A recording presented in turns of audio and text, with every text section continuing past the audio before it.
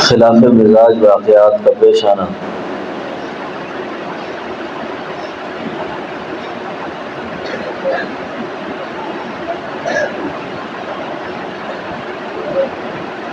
اور ایسے حالات میں ایک شخص کا دوسرے کو تسلی دینا، یہ اللہ کی سنت ہے۔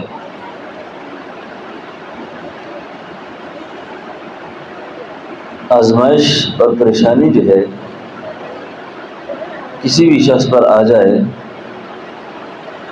تو دوسرا آدمی اس کو تسلی کے کلمات کہے اور اس کو حوصلہ دے، اور کسی پر پریشانی حالات آ جائیں تو یہ اللہ کی ناراضگی کا سبب نہیں ہے کہ اس آدمی پر جو پریشانی ہے شاید اس سے اللہ ناراض ہے۔ ہمارے ماحول میں یہ بات چلتی ہے، اس آدمی سے خدا ناراض ہے اس وجہ سے ایسا ہے۔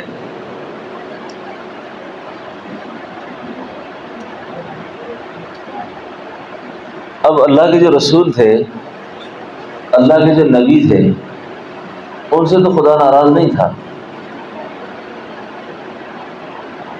وہ کیوں پریشان ہوئے، کیوں بیمار ہوئے، قرض کیوں آئے ان پر، مرض کیوں آئے ان پر، طرح طرح کے حالات سے انبیاء دوچار ہوئے۔ بیماریوں میں دیکھیں تو صاحب فراش تک ہوئے، طویل بیماریاں پائیں۔ اولاد کے دکھ دیکھیں تو 40 سال تک خدا نے اپنے نبیوں کو رلایا۔ یعقوب علیہ السلام نہیں روئے؟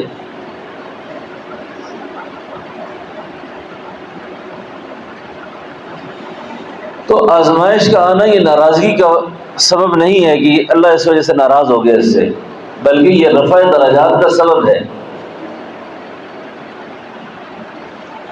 نبیوں کے مقامات کو اللہ تعالیٰ دن بدن بڑھاتے تھے،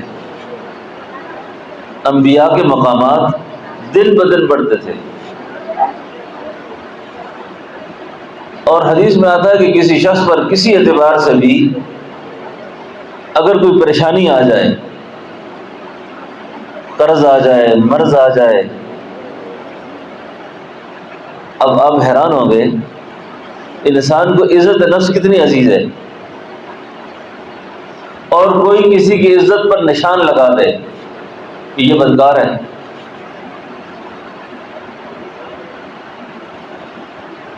اس کی زندگی کا یہ معاملہ ٹھیک نہیں ہے، انبیاء پر یہ الزام بھی لگے۔ انبیاء پر اس طرح کے فکرے بھی لوگوں نے کسے، موسیٰ علیہ السلام پر لگے۔ تو عرض کرنے کا مقصد یہ ہے کہ کسی بھی حالت میں، کسی بھی حال میں اس کو ناراضگی سے تعبیر نہیں کرنا چاہیے کہ خدا ناراض ہے، کیونکہ مومن پر آنے والے حالات کو آزمائش کہا جاتا ہے، اور آزمائش دنیا میں اللہ تعالیٰ کسی مسلمان پر جب لاتے ہیں تو وہ اس کے رفع درجات کا سبب ہوتی ہیں۔ اب اس آزمائش میں انسانوں کا انسانوں کے ساتھ جو معاملہ ہے وہ اس دوسرے انسان کے لیے آزمائش ہوتی ہے کہ اس آزمائش میں یہ اس کی تسلی کا کتنا باعث بنا ہے۔ آزمائش مانگنی نہیں چاہیے کہ مجھ پہ خدا آزمائش لے آئے، بلکہ آزمائش سے اللہ تعالیٰ سے محفوظ رہنے کی التجا کرے کہ یا اللہ ایسی آزمائش نہ آئے مجھ پر، بلکہ ایسی آزمائش آئے جو مجھ پہ آئے اور گزر جائے اور مجھے اس کا پتہ نہ چلے۔ اللہ اس پہ قادر ہے۔ اگر آپ انبیاء کے قصص اور واقعات قرآن کے تناظر میں دیکھیں، پڑھیں اور سنیں، تو صرف سیدنا حضرت سلیمان علیہ السلام کے علاوہ خدا نے انبیاء میں کسی کو بادشاہت نہیں دی۔ سلیمان علیہ السلام بادشاہ تھے. سلیمان علیہ السلام کی زندگی کو خدا نے ایسا بنایا تھا جو چاہتے تھے ہوتا تھا. اور قریب میں زکریا علیہ السلام کا زمانہ ہے اور زکریا کو آرے سے چروا دیا، سلیمان کو تخت پہ بٹھا دیا، ہوا اور فضا کے اندر چلنے والے پرندوں کو بھی تابع کر دیا. تو انبیاء پر بھی آزمائشیں آئیں، حالات آئے اور طرح طرح کے حالات آئے، طرح طرح کی پریشانیاں آئیں. اور جو اس پریشانی اور آزمائش سے گزر گیا اور اس آزمائش اور پریشانی میں جان کی بازی بھی ہارا. اب دیکھیں صحابہ کے سامنے آخرت ہے، جنت ہے. ایک صحابی دعا کرتا ہے کہ یا اللہ میں کافر سے لڑوں جب، جہاد میں جاؤں جب، تو وہ میرے اعضاء کاٹ دے، ناک کو کاٹے، کان کاٹ دے، آنکھیں نکال دے. اور جب میرا آپ سے آمنا سامنا ہو، جب آپ کی ملاقات ہو، تو اللہ آپ مجھ سے جب پوچھیں کہ عبداللہ تیری آنکھیں کہاں گئی، تیرا ناک کدھر گیا، تیرے کان کدھر گئے، تو میں جھوم کر کہوں یا اللہ تیرے نام پر کٹ گئے، تیرے نام پر فدا ہو گئے. اب مجھے آپ یہ بتائیں کہ یہ اتنا بڑا امتحان ایک شخص خود مانگ رہا ہے، یعنی اس کے سامنے کوئی زندگی ہے، اس کے سامنے کوئی نظم موجود ہے. آج فلسطین کے اس مسئلے میں سیکولر قسم کے لوگ، ناپاک ذہنیت کے لوگ کہ خدا کہاں ہے، ان کی مدد کیوں نہیں کرتا، کیوں مدد نہیں کرتا اللہ ان کی. اور وہی تم پر دنیا کھلی ہے، ابھی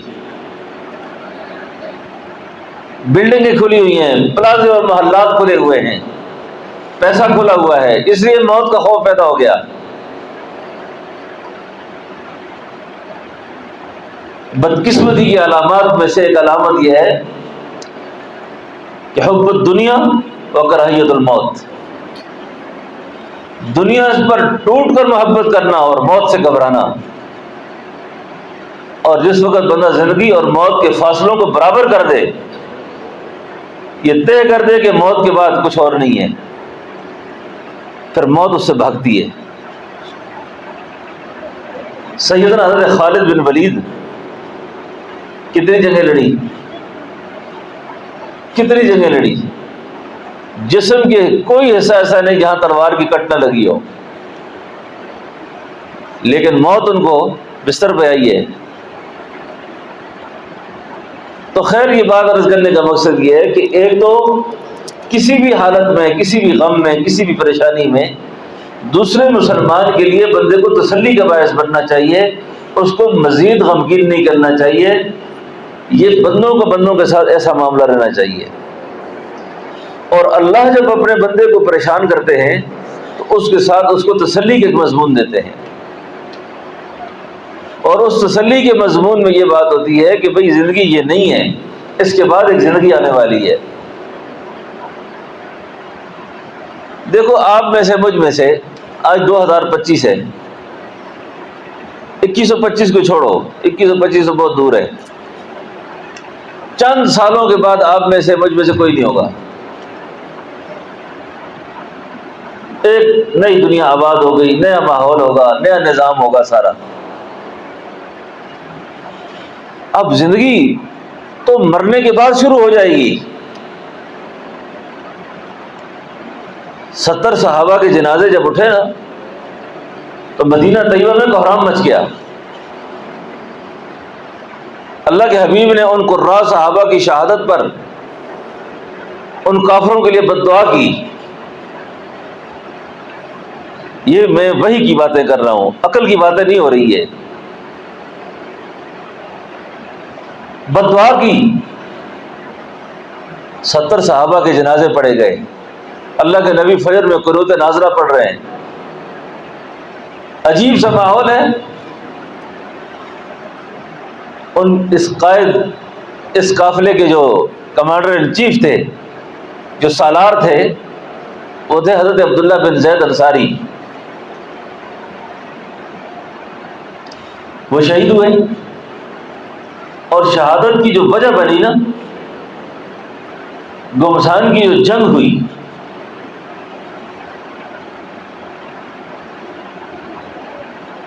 اس کی وجہ یہ بنی کہ جس وقت حضرت عبداللہ بن زید کو تیر لگا نا، اس تیر کے لگنے سے جب یہ گرے، خون جب چھوٹا نا ان سے، خون کا فوارہ جب پھوٹ پڑا، تو عبداللہ بن زید خون نکلتے وقت کہہ رہا ہے کہ فزت رب الکعبہ، اللہ کی کعبے کی قسم میں کامیاب ہو گیا۔ تو بھئی خون دیکھو، جنگ کا ماحول دیکھو، کامیاب ہو گئے ہو۔ باقی صحابہ نے جب یہ کامیابی کا اعلان سنا نا، جھپٹ پڑے وہ بھی، غرض شہید ہو گئے۔ کفار کی باتوں میں نہ ہو، بالکل سیکولر قسم کی ذہنیت کے بس بھی یہ ٹاؤٹ جو ٹی ویوں پر بیٹھے ہوئے ان کی باتیں میں نہ سنو۔ سبحان اللہ، جب شہید ہو گئے تو عبداللہ بن زید کا بیٹا رسول اللہ کی خدمت میں آیا صلی اللہ علیہ وسلم، اور آپ عرض کیا کہ حضور میرے والد شہید ہو گئے، میرے چھوٹے چھوٹے بہن بھائی ہیں، بہت زیادہ پریشان رہنے لگا ہوں، باپ پر قرض بھی تھا، کیا کروں؟ یہ بچے کا سوال ہے امام الانبیاء سے صلی اللہ علیہ وسلم۔ آگے اللہ کے نبی نے جواب کیا دیا وہ سنیں۔ جواب میں فرمایا بھائی بات یہ ہے، معونہ میں جتنے لوگوں نے جہاد کیا تھا وہ سارے شہید ہونے کے بعد ان سب کی ملاقات اللہ سے ہو گئی ہے، اللہ نے ان کو اپنا دیدار دے دیا ہے، لیکن جب تیرے باپ عبداللہ بن زید انصاری کی باری آئی تھی نا، تو اللہ نے بغیر حجاب کے ملاقات کی ان سے۔ ابھی یہ گفتگو چل رہی ہے، ابھی یہ بات چیت ہو رہی ہے کہ جبریل امین آ گئے اور آ کر کیا کہتے ہیں؟ وَلَا تَحْسَبَنَّ الَّذِينَ قُتِلُوا وَلَا تَحْسَبَنَّ الَّذِينَ قُتِلُوا فِي سَبِيلِ اللَّهِ أَمْوَاتًا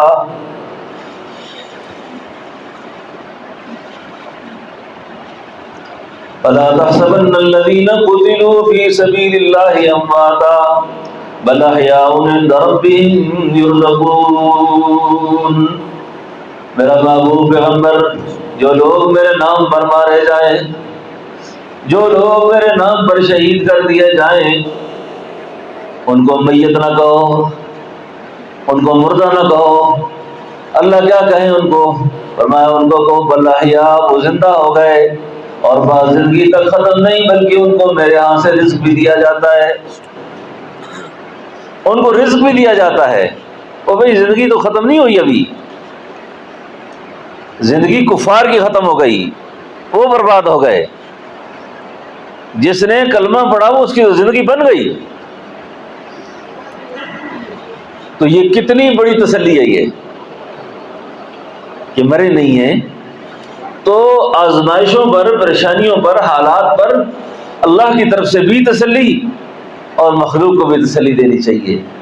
غزہ کے مسلمانوں کو، فلسطین والوں کو یہ تانا بالکل نہ دو کہ تم نے کیوں جنگ چھیڑی ہے کفار کے ساتھ۔ بھائی ہم نے نہیں چھیڑی، ہم نے اپنا دفاع کا حق استعمال کیا ہے،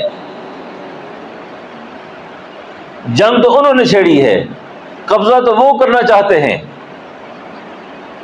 مسجد اقصی پر قبضہ وہ کرنا چاہتے ہیں، ارض مقدس کو وہ اپنے تحویل میں لینا چاہتے ہیں، یہ تو اپنا حق رکھتے ہیں۔ ادھر ایک چودھری صاحب، ایک ملک صاحب ایک بننے پہ جان مار دیتا ہے اپنی، ایک پنگ ڈنڈی اور ایک انچ پہ جان مار دیتا ہے، لوگ اس کو کہتے ہیں بڑا غیرتی آدمی ہے، یہ بڑا غیرتی ہے جی، کہ اس نے اپنے باپ دادا کی ایک انچ زمین بھی نہیں دی کسی کو۔ اور ہمارے دیہاتوں میں تو لوگ مثل بیان کرتے ہیں اور تھوڑی سی زمین بیچ دو بھائی، اور کہتے ہو زمین بیچنی ماں بیچنی برابر ہے۔ اس کو اس زمین پر اتنی غیرت ہے، اور جس زمین پر امام الانبیاء نے آ کے نماز پڑھائی، جس زمین کو مسجد اقصی کہا جاتا ہے، اور جس زمین پر اللہ کے سارے پیغمبر ہو گزرے، اور جس زمین نے قرب قیامت سے پہلے فیصلہ کن کردار ادا کرنا ہے، اس زمین کی کوئی اہمیت نہیں، اور وہ اکیلی فلسطینیوں کی بھی نہیں، وہ تو سارے مسلمانوں کی ہے۔ وہ بیچارے تو ہماری طرف سے فرض کفایہ ادا کر رہے ہیں۔ میں کئی بار یہ سوچتا ہوں کہ خدا نخواستہ ہماری طرح کے اس ملک کے مسلمان ہوتے یہ اب تک بک چکے ہوتے، یہ امریکہ اور یہودیوں سے پناہ لے کر اپنا ملک کیا سب کچھ بیچ چکے ہوتے۔ تو اس لیے موجودہ حالات میں ہم اس جہاد میں شامل نہیں ہیں، جا نہیں سکتے، حالات نہیں ہمارے لیے، لیکن کم از کم اپنی زبانوں سے ایسی باتیں نکال کر اپنے ایمان کو برباد نہ کریں، اپنے آپ کو خراب نہ کریں، بلکہ جتنا ہو سکے تسلی کے الفاظ، تائید کے الفاظ ان تک ہمارے پہنچنے چاہیے، ان تک ہماری دعا پہنچنی چاہیے، ان تک ہماری امداد پہنچنی چاہیے۔ اور وہ اسرائیل جو ناپاک ریاست ہے، آپ کے علم میں ہونا چاہیے کہ دنیا کے نقشے پر دو ملک ایسے ہیں جو نظریے کے طور پہ بنے ہیں، ایک پاکستان ہے اور دوسرا اسرائیل ہے۔ وہ تو ملک نہیں، وہ تو ناجائز قبضہ ہے، لیکن اس قبضے کی جو بنیاد ہے حقیقتاً یہ پاکستان کے خلاف ایک سازش تیار ہوئی تھی۔ پاکستان نظریہ یہ ہے لا الہ الا اللہ، اور ان کا نظریہ تھا یہودیت۔ اس بنیاد پہ بنا وہ، اور ان کا ہدف کیا ہے؟ ان کا ہدف پاکستان ہے۔ وہ اس اسلامی ریاست کو نہیں دیکھنا چاہتے تھے کہ یہود کے بڑے منصوبوں میں شامل ہے یہ بات۔ اس لیے آپ فلسطین کی جنگ کو، غزہ کے ماحول کو پرائی جنگ نہ سمجھیں، وہ میری جنگ ہے، وہ میرا مسئلہ ہے۔ وہ اب اس جہاد کے اندر پہلا درجہ تو جو فتویٰ یہ ہے کہ وہ جہاد امت پر فرض ہے۔ اب فرض کے میں کس درجے میں ہوں اس وقت؟ میری کیا پوزیشن ہے؟ میری پوزیشن یہ ہے کہ میں تو وہاں پہنچ نہیں سکتا، میرے پاس وسائل نہیں، اسباب نہیں، حالات نہیں، اور میں ایک ملک ہے جس کے اندر اپنا ایک نظام ہے، اس نظام کے تحت ہماری فوج جنگ کرے، ہمارے ادارے جنگ کریں، اور مسلمان اس کی پشت پناہی کریں۔ جبکہ ایسی صورت نہیں ہے۔ اب اس وقت دو کام ہم کر سکتے ہیں۔ ایک کام، ہمارے بچے مہینے میں 4-4 ہزار کے پاپڑ کھا جاتے ہیں، 5 ہزار کے، غریب سے غریب آدمی کے بچے بھی پاپڑ کھاتے ہیں، ٹافیاں کھاتے ہیں، انہی کے پیسوں سے تھوڑا کاٹ کے نا ایک تو ان مجاہدین کے ساتھ، غزہ کے مسلمانوں کے ساتھ تعاون کرے۔ اور یہ تعاون کا سلسلہ جب چل پڑا نا تو یہود کی بڑی گہری سازشیں ہیں۔ انہوں نے ایک اور پروپیگنڈا چلا دیا کہ بھائی وہاں امداد پہنچتی نہیں ہے، وہاں امداد نہیں پہنچتی۔ کیوں؟ کس نے کہا نہیں پہنچتی؟ امداد پہنچ رہی ہے، اللہ کے فضل سے امدادیں پہنچ رہی ہیں، اور امداد وہاں پہنچائی جا رہی ہے، اور اس کی بہت اچھی کارگزاریاں آ رہی ہیں، مستحقین تک پیسے پہنچتے ہیں، اور پہنچانے والے بہت مخلص اور دیانتدار ہاتھ ہیں جو ایک لمحے کے لیے اس امانت کو اپنے پاس رکھنے کو روا نہیں سمجھتے۔ تو کبھی بھی ایسی سوچ نہ کریں، اللہ کی رضا کے لیے ان سے خوب تعاون کریں اور کرتے رہیں، تاکہ قیامت والے دن ہم جب جائیں گے نا اللہ کے حضور پیش ہوں گے تو کم از کم ہم شرمندہ نہ ہو وہاں پر کہ جہاد میں تو ہم شامل نہ ہو سکے تھے، تو کم از کم ہم ان کے ساتھ معاملت نہ کرنے والے گناہ میں شامل نہ ہوں۔ اور دوسری بات یہ ہے کہ ان کا معاشی بائیکاٹ، اس کا کیا نقصان ہے؟ اس کا نقصان یہ ہے کہ یہود کی بڑی بڑی کمپنیاں دیوالیہ ہو گئی ہیں۔ یہود اتنا ہوشیار ہے، آپ سارے سمجھدار لوگ ہو، یہود دنیا میں حکومت نہیں کرنا چاہتا،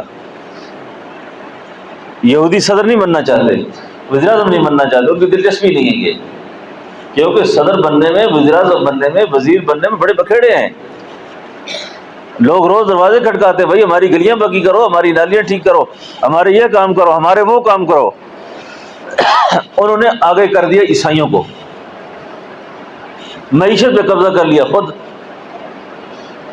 اب یہود کا نظریہ ہے مال بناؤ، مال بناؤ بس۔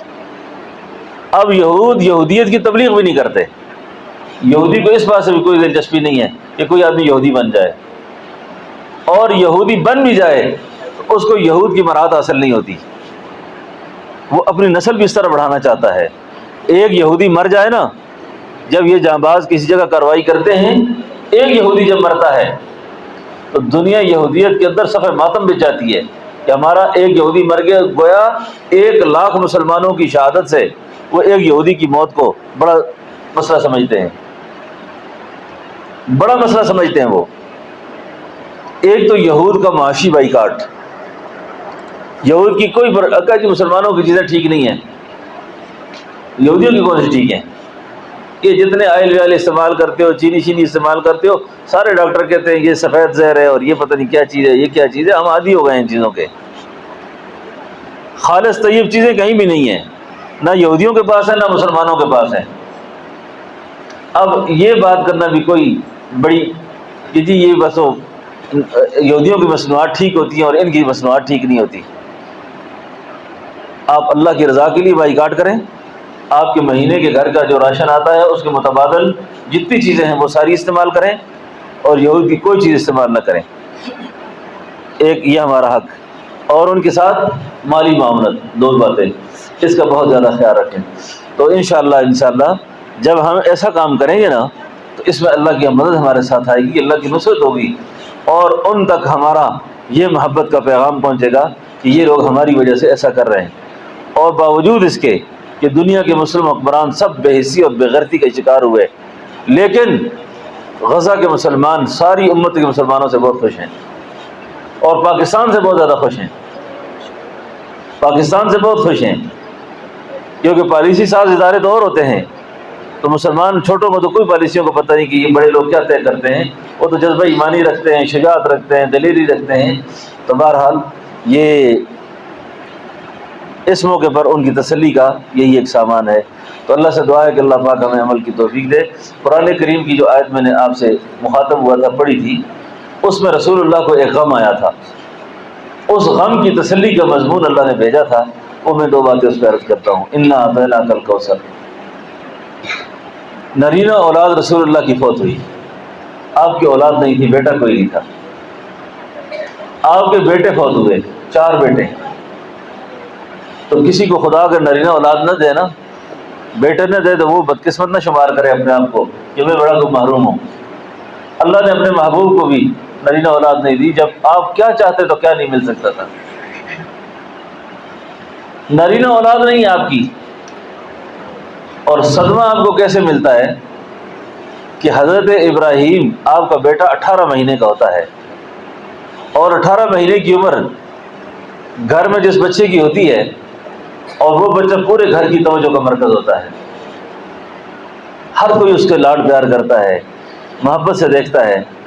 اب اللہ کے محبوب اس کو اپنی گود میں اٹھائے بیٹھے ہیں، گود میں اٹھائے بیٹھے ہیں، سیدنا ابراہیم تڑپنا شروع ہو گئے۔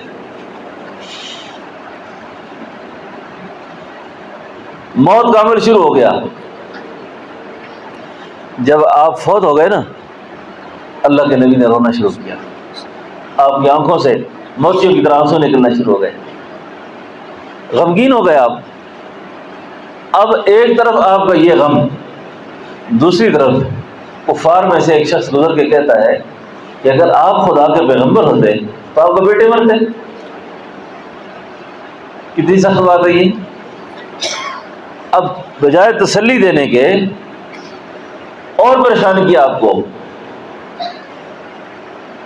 اور آپ رو کے فرما رہے ہیں کہ ابراہیم تیری جدائی سے میں آج بہت غمگین ہوں، تیری وجہ سے میں آج بہت غمگین ہوں۔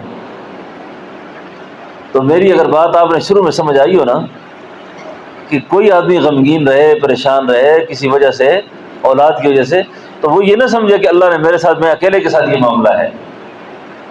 یہ آزمائشیں، پریشانیاں تو نبیوں پر بھی آئی ہیں۔ اور یہ آزمائش پریشانی خدا کی ناراضگی کی وجہ نہیں ہے، بلکہ یوں کہیں رفع درجات کی وجہ ہے۔ اور ہمارے سامنے ایک اور زندگی ہے، اللہ اس زندگی میں اونچا مقام دینے والے ہیں۔ اب آپ پریشان ہیں تو اللہ نے آپ کو تسلی دی۔ تسلی میں کیا فرمایا؟ انا اعطیناک الکوثر، انا اعطیناک الکوثر، میرا محبوب پیغمبر ہم نے آپ کو کوثر عطا کی۔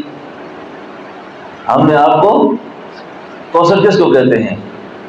کوثر کا ایک جامع معنی ہے جہان کی ساری عزتیں ہم نے آپ کے نام کر دی،